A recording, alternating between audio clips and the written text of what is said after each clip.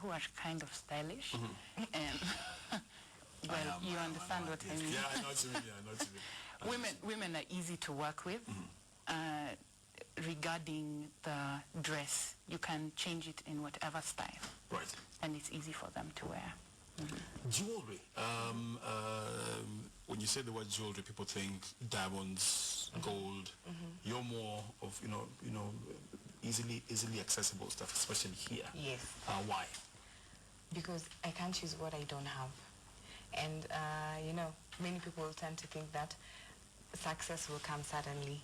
But that's not what happens. You have to start from somewhere, So you use what you have, and actually my brand name is Ginene, which is a Luo word. Hey, I like that. Yes.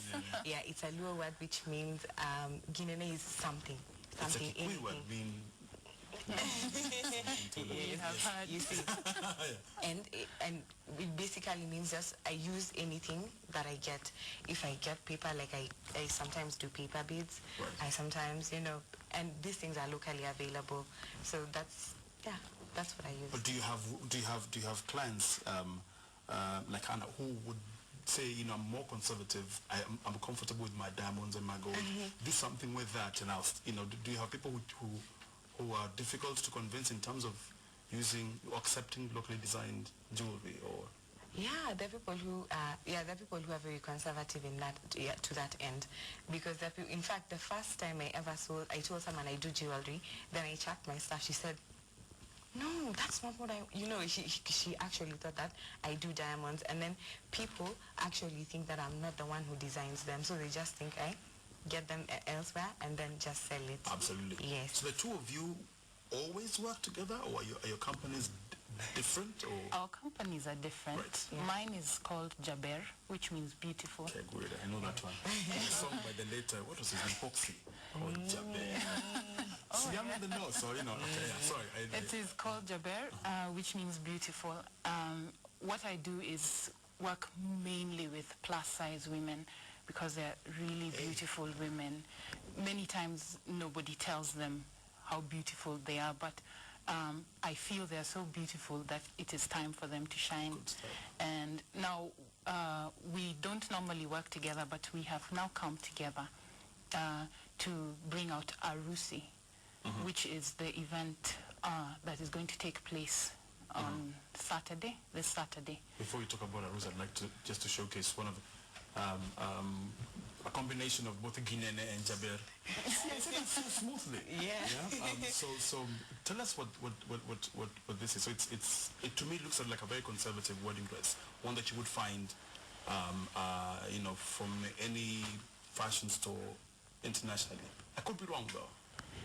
Yes, you could be wrong. Okay. I guess I am. Well, this I made. It's locally made. I did it from scratch. It is made out of raw silk, which is imported, but it is locally available. Right. The reason I have it here is because it is different from what we see. It is, first of all, the color. Yes. It is completely off. Yes, off white. The usual color that Exactly. And the beading and the jewelry too is all different. Explain the okay, first the local aspect and explain why raw silk. Are there materials you can get here that are and I'm struggling with this word, cheaper? More affordable. More affordable, thank you. See, I told you a financial analyst. More affordable in terms of availability and building the local textile market. Would that be a way to go, or this will probably give you better quality than what you have? This falls well. The fabric falls well. We do not, unfortunately, we do not have African we do not have fabric here. Right. Industries have been closed. Yes.